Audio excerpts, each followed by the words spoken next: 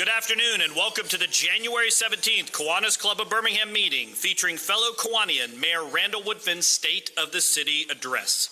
I'd like to invite Judge Sparks to give the invocation and lead us in the Pledge of Allegiance. Please stand.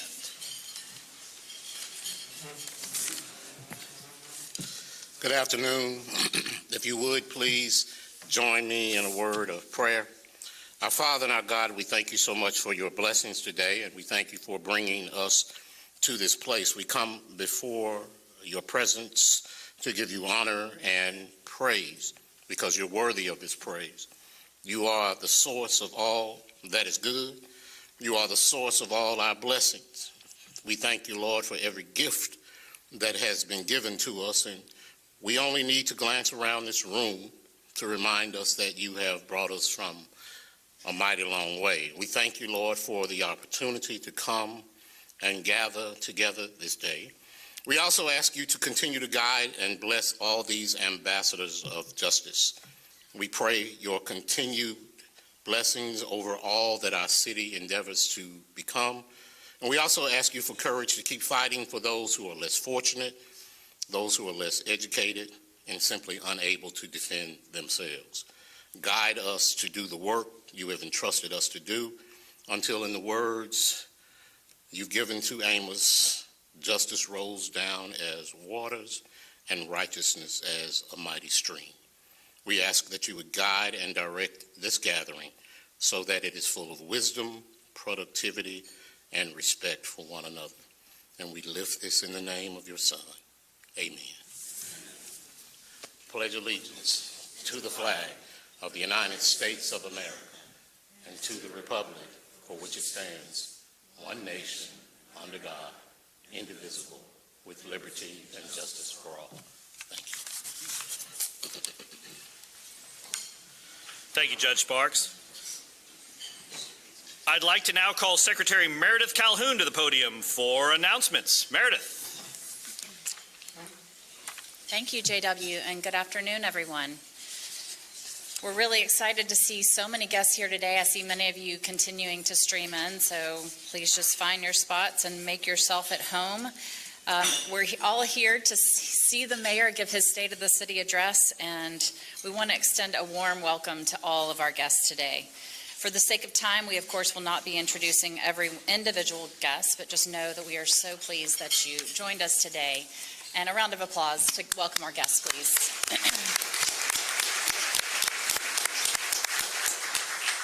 Members, applications are now open for the Birmingham Business Hall of Fame. Please help us select the 2023 honorees. You can nominate a business leader who's made an extraordinary contribution to the greater Birmingham area, and our nominations are open through January 31. So now's the time to get them in. Now I'll turn it back over to JW. Thank you. Thanks, Meredith. I just want to point out I wore a tie today. All right.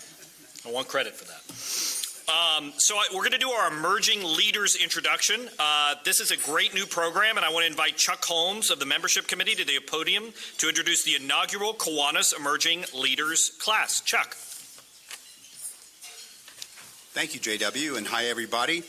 It's my great pleasure to welcome the inaugural members of the Kiwanis Emerging Leaders Program.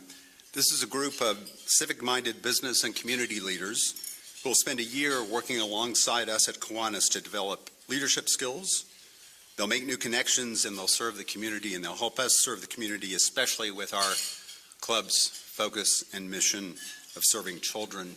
I'm going to ask the members of the cohort of the class of 2023 to stand when I say their names, and if you all will keep standing until I finish going through the list. They're sitting at the two tables up front. Let's welcome Kendall Chu, Community Foundation of Greater Birmingham. Kendall is the Senior Philanthropy Coordinator. Arthur Fisher Jr. of the Jones Group, LLC, Arthur's Governmental Affairs Manager. Megan Holland, Housing Authority of Birmingham District Director for Public Relations. Ethan Howard, Service Bank Assistant Vice President. Adrian Hughes, Regions Bank Senior Vice President of Wealth Management. Jamie Lewis, Black Belt Community Foundation Finance Director. Meg Lovett, Forge Breast Cancer Survivor Center Community Outreach Coordinator, Harrison Proctor, Protective Life Government Affairs Counsel, Anna Catherine Robertson, Alabama Power Company Corporate Relations Specialist, and Sarah Singletary, Jemison Metals Materials Manager. Let's give them a round of applause.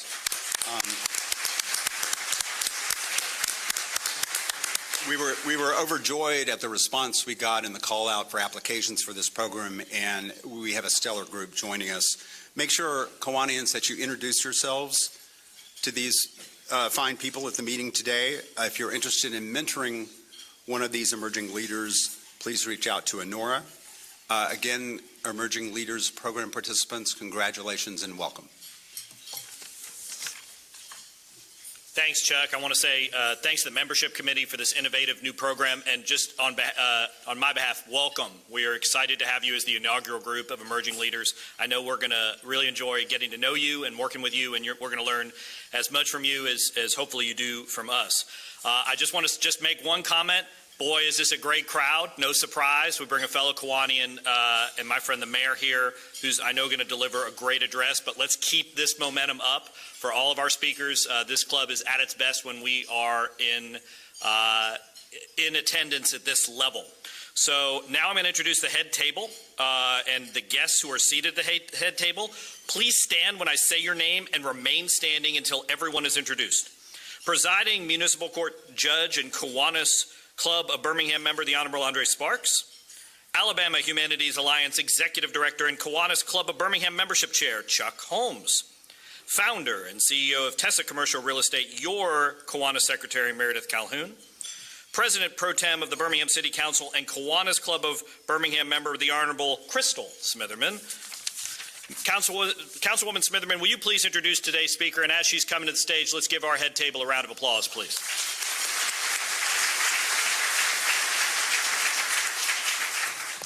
Thank you. Before we start, I would be remiss if I didn't acknowledge my colleagues, Councilor Williams, Councilor Woods, Madam President Wardine Alexander, Councilor Tate, Councilor Clark, Councilor Abbott, and Councilor Moore. Thank you guys for coming. The first time I met Randall Woodfin, I was 22 years old. I was fresh out of college and eager to get involved in my community. I worked the phone banks for the Democratic Party that year. One night at the phone bank, I looked up and saw this young black man in a dark blue suit, dark brown shoes, wearing glasses walk in the building. He walked with humility and confidence like a true leader. I asked who he was, and they said, "That's Randall Woodfin, president of the school board." He said hey to us and asked us how we were doing, smiled, and quietly left. Randall left an impression on me that night, and that's what happens when you meet Randall. He commands the room with a smile and humble spirit. I could tell you about his background and education, but these facts are all known by us in this room. But I want to take just a few more moments to introduce you to my friend, Randall. His nieces call him Uncle Wolf. Some of you may call him Boss. I refer to him as your mentor, colleague, or friend like I do. In his spare time, Randall likes to read and travel. One of his 23 goals this year is to read more. The last book he read was The Second Mountain, and he is currently reading Prince Harry's book, Spare. And I think you have 40 pages left, right? 100. You will always see Randall walking around with a book in his hand. He loves to travel to the mountains, and he loves Alabama football, Roll Tide. His favorite movie is Inception or Braveheart. His hero and idol is civil rights activist Fred Shuttlesworth. His favorite artist is Outkast. He loves Yo Mamas and will order chicken and waffles. If he wants to sit down and eat, he will order the pork chop and biscuits at Helen's. And if he is on the go and just grabbing something good to eat, he will order from Green Acres. He likes to ride his bike or run throughout the city. He loves to collect sneakers like Dunks and Jordans. He's the flyest mayor I know. He is loyal once you gain his absolute trust. When you really get to know Randall, you realize how silly he is, and you see the inner child in him come out. He wakes up thinking about us, Birmingham, and he goes to sleep thinking about us. His favorite thing about Birmingham is our grit and all things Birmingham. It's our food, our people, our history, and our continued progress on all fronts. He fights for women's rights, our kids, equitable housing, criminal justice reform, elevating our businesses, and improving the quality of life of all residents. He speaks up for those who cannot speak for themselves. If Randall had a magic wand and could change anything about our city, he would focus on our youth and their education. He would ensure every child had the best principal, teachers, and resources to succeed. Woodfin is the person who makes it a practice to make sure a homeless person has housing if he sees them twice. He will tell you about some of the great initiatives and plans he has for our city, from our neighborhoods to our children to economic development and so much more. His plans will touch every corner of our city. Fred Shuttlesworth said, "The best thing we can do is be a servant of God. It does good to stand up and serve others."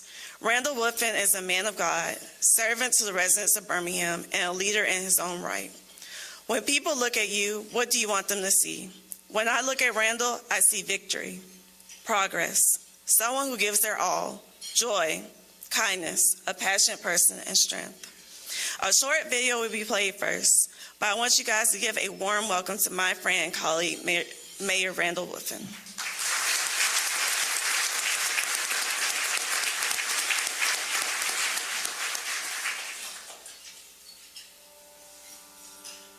Birmingham, a city forged in iron and driven by passion. We're a people known for facing adversity head on and for overcoming it every time. It's part of our cherished history. So when adversity rose again in the year 2020, we leaned on our legacy, a legacy that proves that Birmingham will always rise to the occasion. 2020 was a year of unprecedented opposition. 2021 was a year of course correction. But 2022, that was the year we had our hands firmly on the wheel, pedal to the metal, forging ahead with new resolve. We invested in our neighborhoods by continuing to prioritize the revitalization of our communities. We've built up to 100 new housing units, with more to come this year. The city answered the requests of its residents, investing in a massive blight removal and revitalization project at the old Caraway Hospital property in the Druid Hills neighborhood. $15 million has been allocated for street resurfacing, along with capital project investments to improve sidewalks and storm drainage. A new complimentary uniform garbage cart system is launched with the goal of more efficient collection and reduction in litter. We've leveled up our transportation, with Birmingham Express becoming the first bus rapid transit system in Alabama and expanding the city's public transit options. Birmingham On Demand via ride-sharing services were also widened to provide more public transit options for neighborhoods and residents. We're working to make our streets safer too by offering financial benefits to those who are recruited and join the Birmingham Police Department. We shifted hours to get more officers on the streets. We're making bipartisan connection with state lawmakers to pass tougher laws and combat dangerous street racing and exhibition driving. But we also realize we can't police our way out of crime. So, we're launching a conflict resolution curriculum for Birmingham City School students, beginning with a $1 million investment as part of the Common Ground anti-violence strategy. We're also making a $1 million investment in mental health services for students. We uplifted our greatest resource, our youth, with a $1 million investment that launched the BHM Financial Freedom Curriculum for Birmingham City School students. It's teaching our youngest about the importance of financial literacy. We continued our Page Pals reading initiative, partnering with Birmingham City Schools to elevate third grade reading levels. We dedicated $1 million in early literacy initiatives executed by Birmingham Talks, giving our children a head start to success. Thanks to help from the Federal American Rescue Plan Act, the Good Jobs Challenge grant awarded our city over $10 million to train over 1,000 job seekers in healthcare and digital health fields. The land sale approval for Green Meadows development broke new ground by becoming the largest black-led transaction in Birmingham's history. And through the BOLD program, more than $500,000 has been awarded to area organizations to fund innovative ways to help improve Birmingham's economic landscape. But what does that all mean for 2023? It means we're positioning Birmingham to be a major player in our region. The success of 2022's World Games event was a huge win. 9 out of 10 spectators gave it a favorable report, along with 8 out of 10 athletes showing that Birmingham can be a destination for large sporting events. That will prove true with the World Police and Fire Game coming to Birmingham in 2025 and the March Madness tournament being hosted here in the spring. It means more opportunities for our women and minority-owned businesses to thrive. It means more support for our rising workforce through the Birmingham Promise College Scholarship and Apprenticeship Program. It means our hands are on the wheel and we're moving at a rapid pace, driving Birmingham beyond potential and toward purpose. Our destination is clear and we're ready for a wild ride. Thank you for being part of our journey.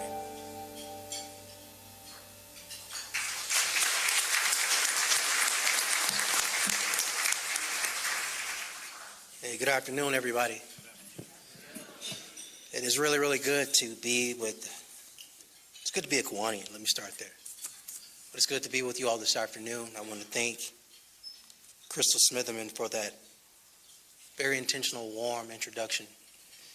And she's right. Beyond our positions as mayor and pro tem of the city councilor, we're friends, and she pushes me, holds me accountable along with her colleagues, which I want to take the time to actually, I know she did it, but I want to do it again. And as I call her name, I want them to actually stand, because everything you all just witnessed and watched and heard on this screen around showing receipts and the things we've done to improve the quality of life in this city was not a one-man show or one-man effort. It was a collective, along with non-individuals and collective the city council. And so at this time, President of the Birmingham City Council, Wardeen Alexander, could you please stand? Along with Clinton Woods, who represents District 1, Hunter Williams, that represents District 2, Valerie Abbott, who represents District 3, J.T. Moore, who represents District 4, Darrell Quinn. Dr. Darrell Quinn could not be here today, as you heard, Crystal Smitherman, Pro Tem, as well as Carol Clark, who represents District 8, and LaTonya Tate, who represents District 9. Everybody, please give these people a round of applause.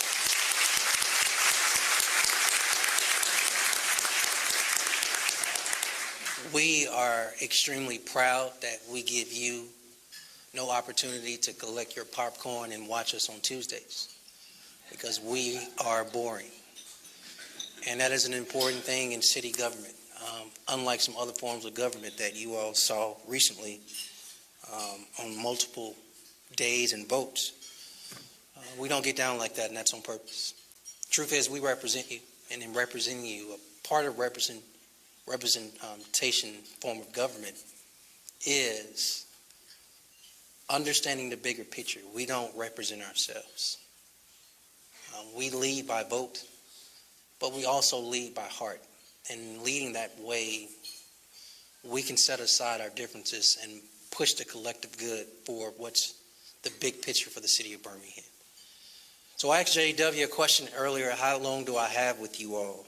He told me I have to 1 o'clock.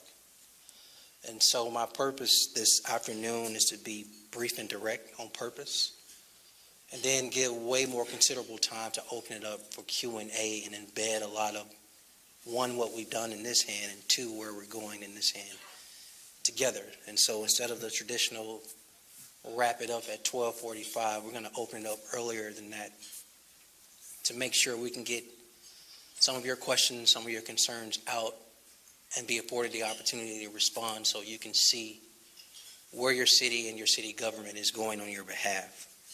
With that in mind, last year, I believe, I stood before this audience and I spoke to this whole notion of a mother, grandmother who lives in a particular house on a particular street. And when she walks out of her home, what she sees when she looks in front of her, to her left, and to her right. We spent a lot of time over the last, 4+ years focusing on what to remove out of neighborhoods that decrease quality of life. But this past year and going forward, we want to spend our time, we as in the mayor's office, city council, we want to spend our time collectively pushing what should be put in these neighborhoods to improve quality of life. And so when that mother or grandmother walks out to her front porch and what she sees, it's something that she can smile about and feel good about. With that in mind, I want to focus first on community development. And so as I've acknowledged the Birmingham City Council, I have an amazing team of professionals who run these various departments who y'all are doing an amazing job of really pushing our agenda. And when I say our, all of us in this room and the people we represent. And so related to spending so much time in the prior years removing blight, that has not been the focus of the past year. I told you all last year we wanted to go vertical with more single-family homes. And I'm proud to stand before you and report back that's what we've done.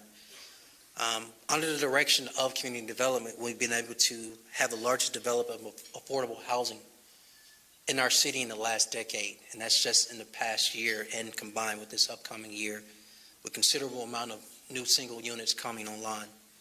In addition to that, I'm happy to say that this city council has supported a $10 million housing trust fund to allow us to continue to drive this conversation around what does affordable housing look like and should look like in the city of Birmingham, and what's the city of Birmingham's role to play in affordable housing in our community.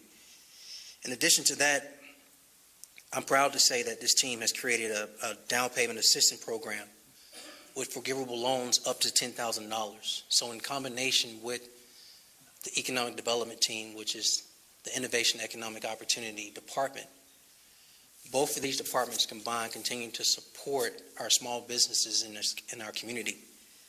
In addition to that, as you know, recently last week, we've had extensive conversation around how do we address, support, invest in our neighbors who are experiencing not having shelter. And so they have supported a program, the Micro Shelter Program, for our unhoused neighbors. And this is a pilot program that we're very excited about that we can get more into in questions and answers. But we also talked about when that mother or grandmother leaves her home and when she pulls out of her driveway or when she walks down the street. And so in support of our public works team, I'm proud to say that what we've been intentional about is cleaning up our city. If you didn't know this,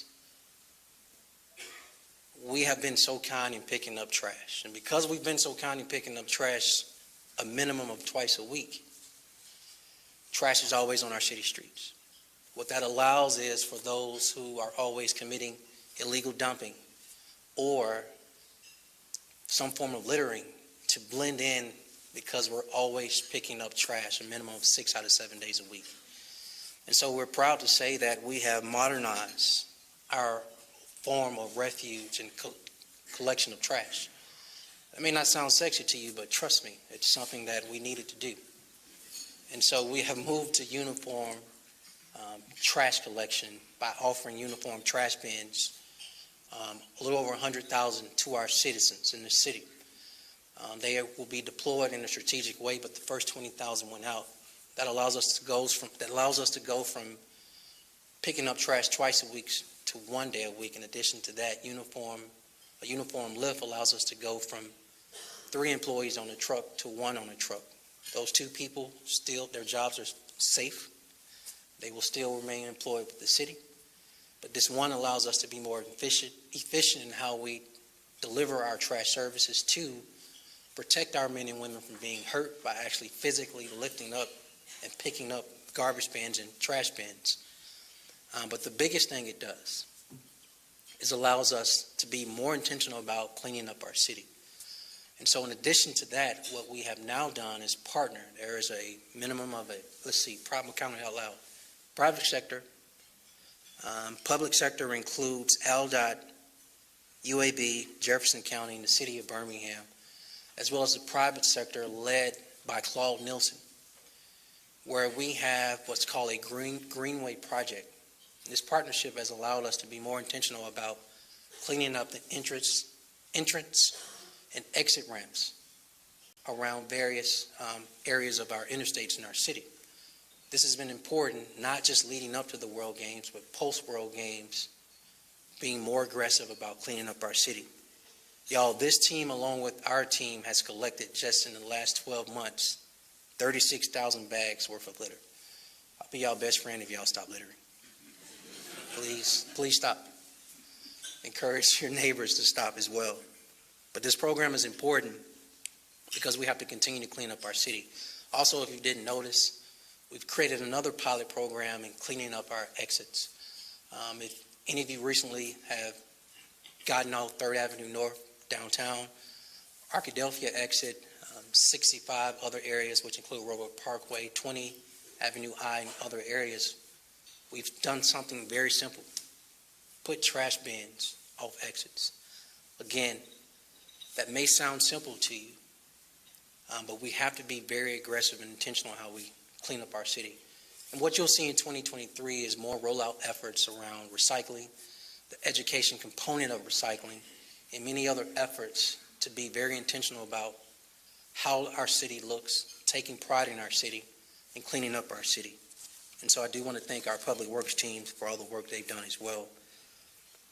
Again, that mother or grandmother exiting or leaving out of her home, she has options. She can drive her car, or if she does not have her own private transportation, we wanted to provide additional options for public transportation. So for her private vehicle, we listened to those complaints about our streets.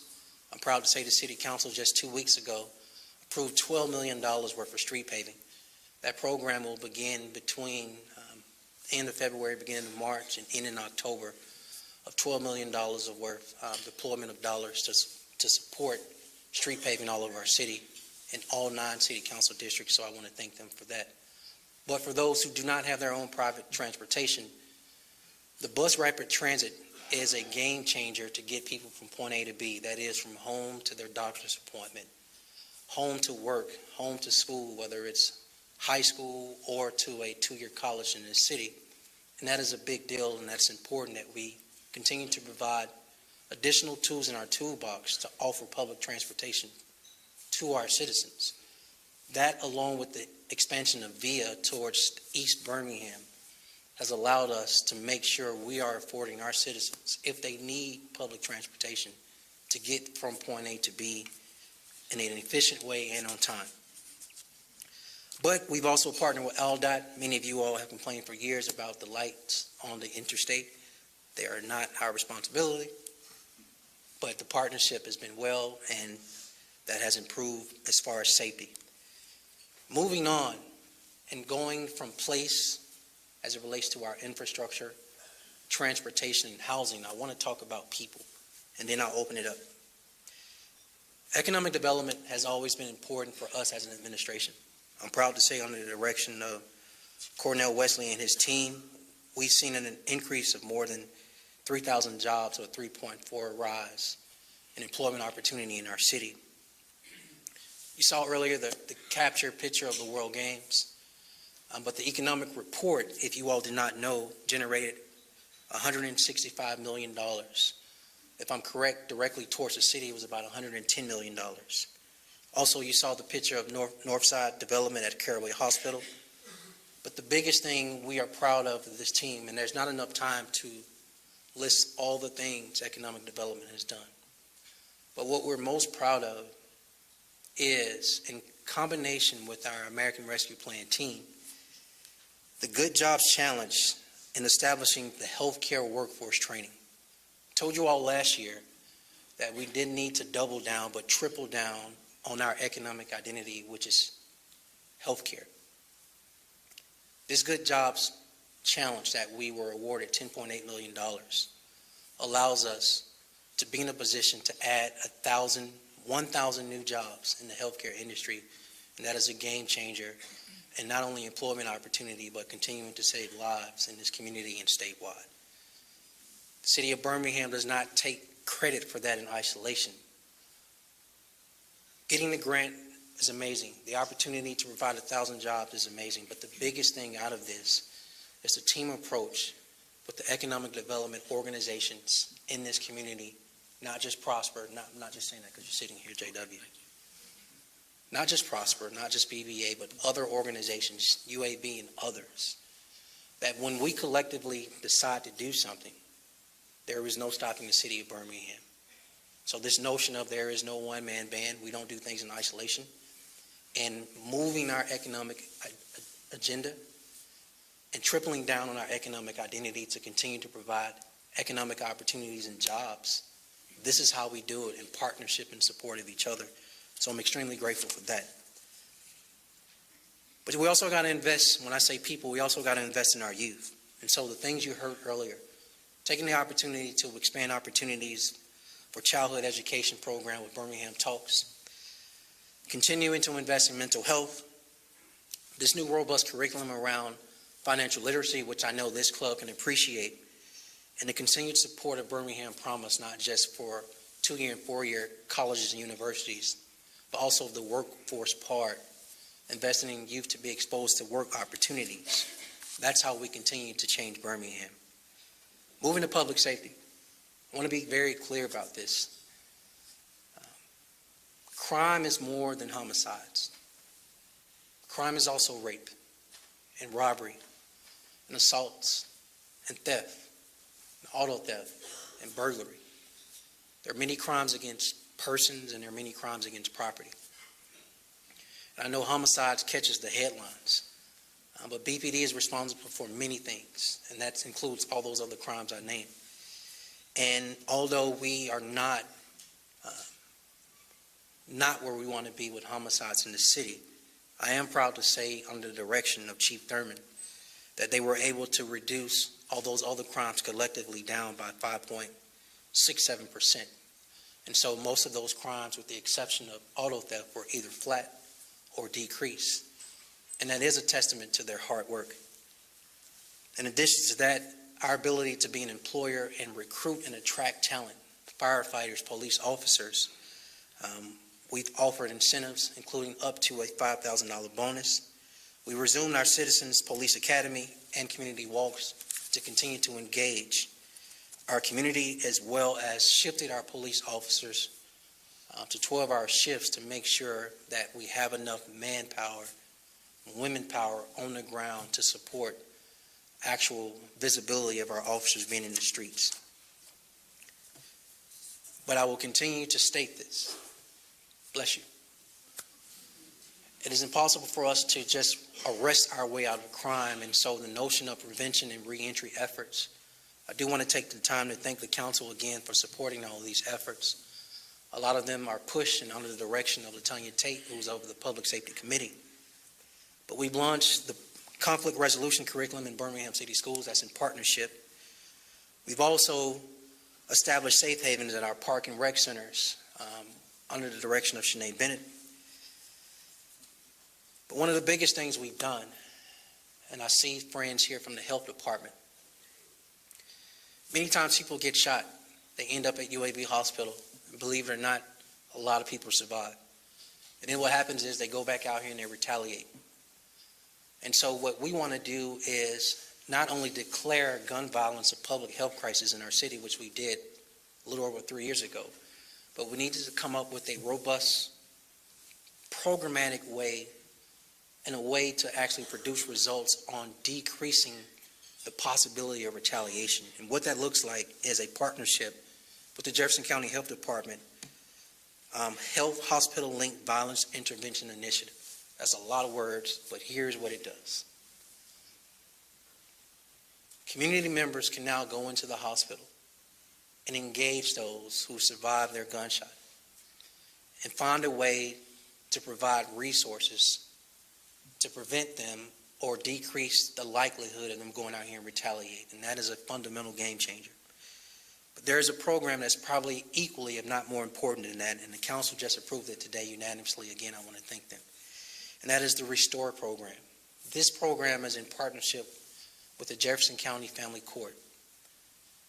I have had the opportunity for quite some time, with no media on purpose, to continue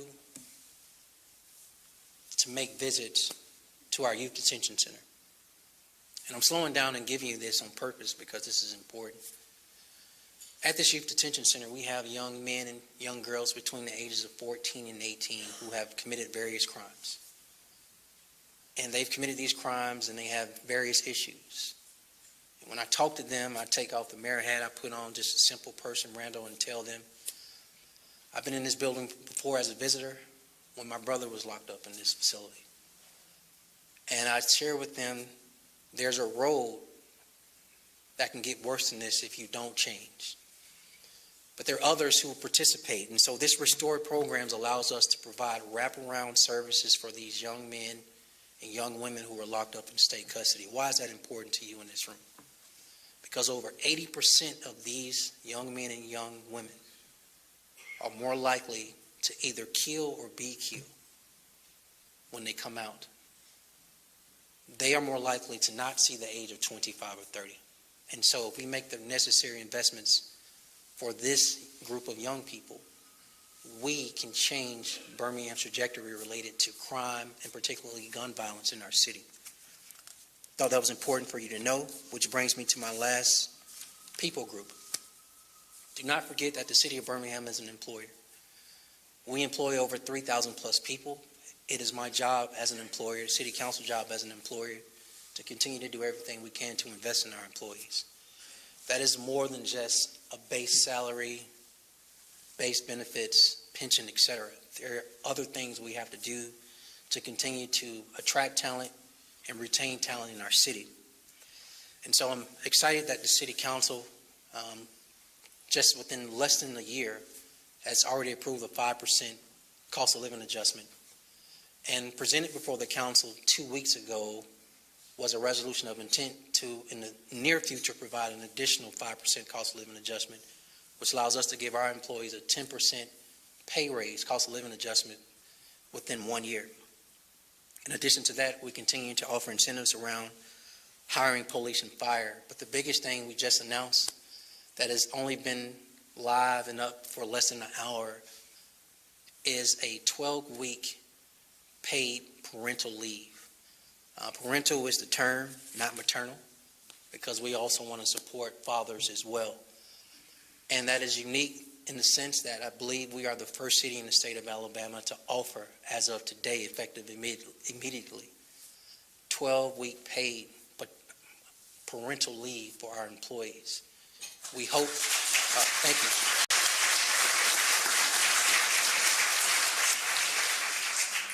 We hope to be a shining example, not for just other municipalities in our state, but for private sector employers in our Birmingham community as well. With that, JW, we're opening up earlier than 12:45 for questions, and I can go deeper on any of those topics we've just shared as we talk about how we progress and move the city of Birmingham forward. Who's first? No takers. Oh, okay, have a good day. Just playing. Who's first? Yes, ma'am.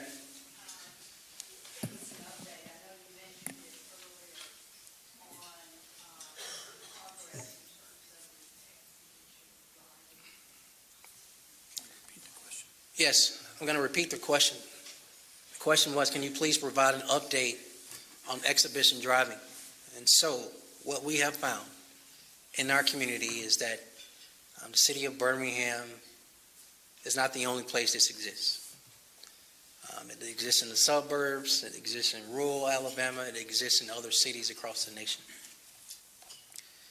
In this generation, their form of how they use their cars on stunt driving, exhibition driving continues to be a problem.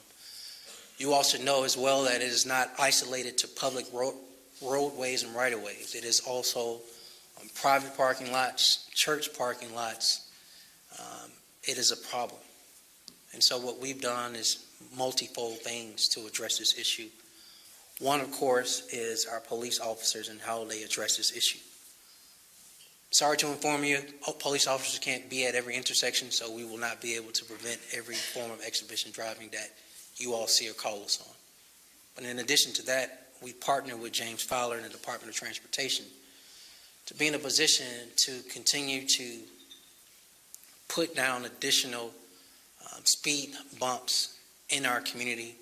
We started in our central business district where there's a higher propensity and concentration of housing in the form of condos, lofts, and apartments. starting on 3rd Avenue, eventually moving to 2nd, then moving to 1st. So you will continue to see that phased in our city. However, exhibition driving in isolation is not a crime, and so we are happy to have sponsors in the form of Representative Hollis, State Representative Hollis, State Representative Alan Treadaway, and State Senator Roger Smitherman, who have a pre-bill that creates now a law that makes exhibition driving illegal and includes fines and includes towing, etc. This is where I need your help. The Jefferson County delegation is reluctant to allow cameras for red lights, speeding, failing to yield, failing to make a complete stop at a stop sign. We need an exception for exhibition driving. We need that exception for cameras for exhibition driving because officers cannot be at every intersection. Some people are foolish enough to actually post these things. So if we can actually see it, get a tag, even without being there, if it's actually recorded by camera, we can issue tickets. The other thing we need to do is partner with Terry Sewell and the rest of the U.S. House of Representative delegation, as well as our 2 senators. We actually need the insurance companies to be more aggressive. And if this behavior is done with somebody on insurance, they need to immediately drop them. Of all the things I've named, it's probably the best form of changing behavior, that if you know you can't have insurance, you're less likely to commit that behavior. Hope I answered your question. Yes, ma'am. Can you talk a little bit more about the micro-shelter program, just Yes. how it's going to work and maybe what other cities will do as a model in that? Yes, so is Dr. Megan Venable Thomas here? Can you repeat the question? I will repeat it. She's not. All right, the question was, can you talk more about the micro shelter pallet program? So what the city of Birmingham has been doing for quite some time is studying best practices on how do you provide more shelter for those who are experiencing homelessness. And there are other cities on the West Coast, there are other cities south, such as Texas, that have partnered with this program, organization called Pallet. And what it does is it allows us to actually build micro shelters. These are small private dwellings, lock and key.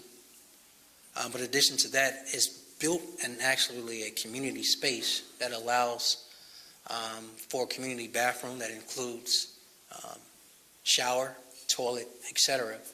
And all in addition to that, in this community space, it also includes some form of entertainment, whether it's just an outdoor area, etc. But my favorite part about it is that it also puts us in a position to provide wraparound services, and so we can continue to move people, push people past not just experiencing homelessness, but this is a more of a short term. We ultimately want to get people here long term housing, and so being in a position to provide the wraparound service piece in addition to the housing micro shelters, whether it's issues in mental health, whether it's issues of substance abuse, workforce training, etc., we're in a better position to not only help that individual, but decrease homelessness in our community. And so the first phase was this council just simply approved the purchasing of the micro shelters. The second phase that started last week is a request for proposal process that allows organizations, because the city of Birmingham is not in the business of running this type of program, but partnering with actual partners on the ground who do this work every day, have a deadline to submit to us how they would actually operate this site. It could be multiple sites. It includes logistics, operations, safety plan, and so many other things related to getting this off the ground. But this is a game changer in the sense that it actually provides shelter for those experiencing homelessness. And we're actually very excited about this pilot program. We believe it will be a success, and from there we can expand the program citywide. Who's next?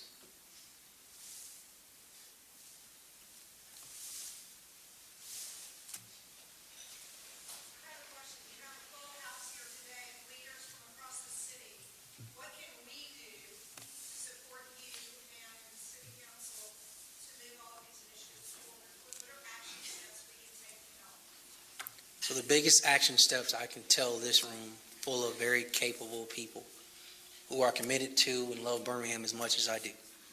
It's Page Pals. Page Pals, Page Pals, Page Pals. As you know, the state of Alabama, I think I told you all this last year as well. The state of Alabama created a law that says if third graders are not reading by grade level, they will be automatically held behind. I think when I was growing up, we called it flunk. I don't think they use that word anymore, JW. All right. However, we are fortunate that State Senator Roger Smitherman actually had the law delayed. The law takes effect the following school years. That will be August 2023, ending May 2024. Any third grader not reading that grade level will be automatically held behind. We as adults, all of us in this room, have a very critical role to play in making sure that does not happen. You need to know a hard fact first.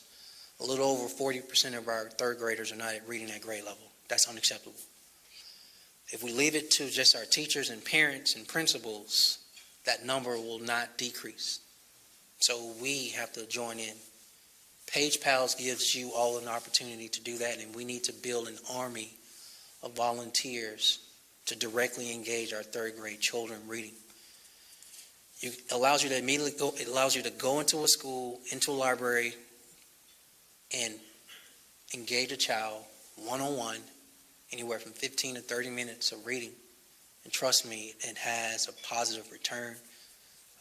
Galvin, I'm not sure if you're in this room, but we've had over 400 volunteers already with extensive hours. We need to continue to build that. And I don't want us to wait until next school year. So you can join now. Let's see, any team members want to give me birminghamal.gov/what? There you go, teamwork. BinghamYouthFirst.org allows you to sign up for Page Pals. Lauren, that's a great question, but I want to see an increase of y'all signing up for Page Pals to assist in reading. By the way, that does not take away from any other reading initiatives that exist in this city. Many exist, we support them. STARE being one for second graders, and so many other programs that are represented by organizations in this room. It is all a collective, but this puts us right at the ground level of addressing the issue. There are probably a lot of other things I can request you to do, but that's number one. Who else? Question? Yes.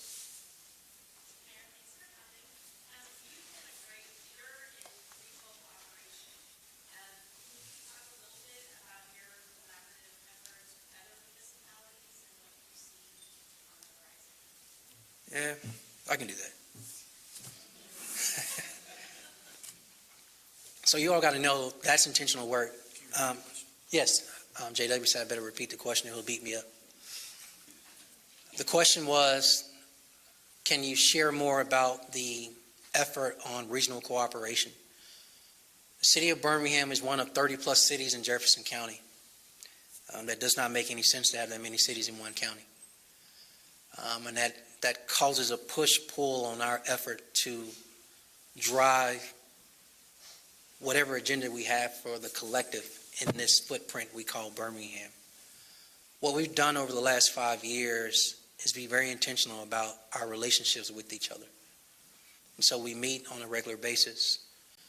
We've done the low-hanging fruit things, such as a no poaching agreement. But it's time to be more aggressive in 2023 and beyond, related to some of those harder things around the collective. And when I say collective in this instance, not another organization that I'm a part of, but more so Jefferson County as a hub, as a region. The Good Jobs Challenge is an example of what it takes for teamwork.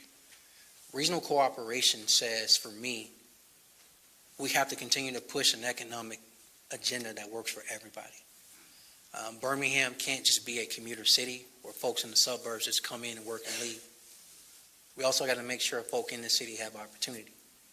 In addition to that, in the areas of economic development related to tech, related to logistics, related to healthcare, these and many more areas are where we can get our biggest bang if regional cooperation continues to work for us together. I still got time. Who's next? Let's see, I got two this way, so we'll take both your questions.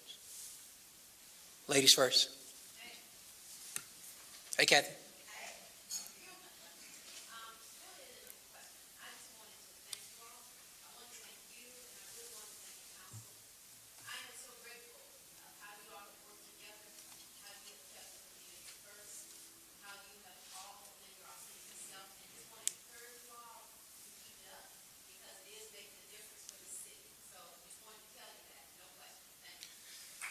Yeah. So we want to thank Kathy, but that applause should be for her. She was responsible for 3,000 plus Army of Volunteers for the World Games last year. Y'all give it up for Kathy.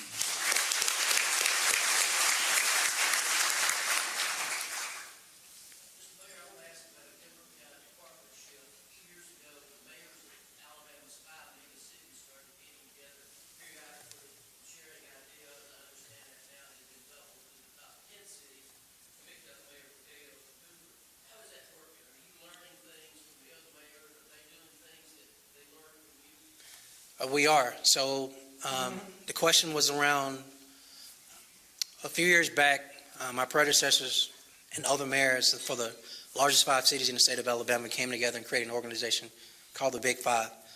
It's morphed since. It's now the Big 10. It's the 10 largest cities in the state of Alabama. We get together on a quarterly basis.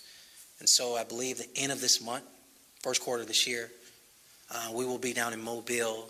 Mayor Stimson will be hosting us and the other 9 mayors. And y'all, it's an amazing organization because what you find is street racing is not just in Birmingham. It's also in Tuscaloosa. It's also in Mobile and Montgomery. Gun violence is not just in Birmingham, it's in these other cities. And issues of dealing with the state and no home rule are in these other cities. And so what we do is bounce best practices off each other, solutions. But what we're really doing is working with the legislators down in Montgomery to say cities are as important as rural Alabama. And the GDP of this state is within these cities collectively and combined.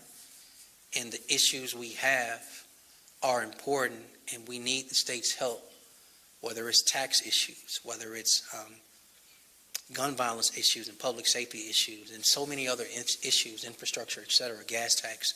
I can go on, but it's been very helpful in us driving what we're sharing with our state legislators. JW says I have time for one more. Yes, ma'am. Hello, Mayor. Hey, Nan. Since we have so many business leaders in the room, all size businesses, large, medium, small, can you talk a little bit, if you have 2 minutes, about your incentive program, RISE program, to help retain businesses in Birmingham? Yes. Cornell, come on up. There's a person that can do this way better than I can, but as he comes up, actually, I'm going to let him say it first, and then I'm going to close out. So just take this mic. Everybody, this is Cornell Wesley. He is the director of the Department of Innovation and Economic Opportunity. But I would do RISE no justice because I want him to give you all some detail. Well, once again, my name is Cornell Wesley, and I proudly serve as the Director for the Office of Innovation and Economic Opportunity. The RISE initiative stands for Retention, for Incentives for Success and Expansion. It has two functions, and it's underwritten by the liquidation of our surplus property. So you will recall the mayor has focused on reimagining our city assets. So as those things began to be liquidated, or rather acquired, 7% of those resources will be split. 4% will go into one pot, and the other 3% will go to another pot. So they fund a revolving loan fund pocket as well as a cash incentive. The design is for existing businesses who are looking to add employees, who need to acquire furniture, fixture, and equipment. And it is a focus, or rather a new toolbox, for a tool that otherwise didn't exist as it relates to our businesses who are here. You will see a lot of times we spend a ton of resources on attraction. This is for existing businesses who are looking to expand and need additional benefits. And again, RISE stands for Retention Incentives for Success and Expansion. And we want to thank the council for their affirmative approval for that. Thank you, sir. So to Nan's question, let me do a couple of things. Let me put a bow on her question. Let me make two more points, and then JW is kicking me off the stage because it's 12:59. Nan, I want everybody to know this. It's important that you know. The City of Birmingham is open for business. There are a minimum of 36 expansion or business recruitment opportunities in the queue that would allow us to produce thousands of jobs and millions in revenue, GDP. We have an opportunity to continue to be aggressive. What I need this business community to know is don't shut down shop. There are too many buildings in our central business district where we understand the hybrid option. We support the hybrid option, but we also need you to make sure that business is flowing in our community and that our business center is bustling. And at lunchtime, we want to see people walking the streets. Of course, you got to get back to work, but we want to make sure that our central business district is thriving with businesses and opportunity. That's to that question. There are two more things I have to do before I take my seat. One is to acknowledge my team. If you are a part of the City of Birmingham, that includes the council, please stand now and be recognized. Too many to name, but I have an amazing team that does amazing work. So many different departments: police, fire, permits, engineering, transportation, legal department, our courts, capital projects. I can go on and on, but I am surrounded by all-stars, and I want to thank them for every single thing they do. We have a compelling vision, and they execute and walk it out every single day, and I'm grateful for their service. The last thing is this. 2023 is poised to be an amazing year for this city, this community. You are needed at the table to not be a complainer, to be on the solutions end of helping us address and continue to improve the quality of life of all who live in this city and call Birmingham home. Thank you for your time.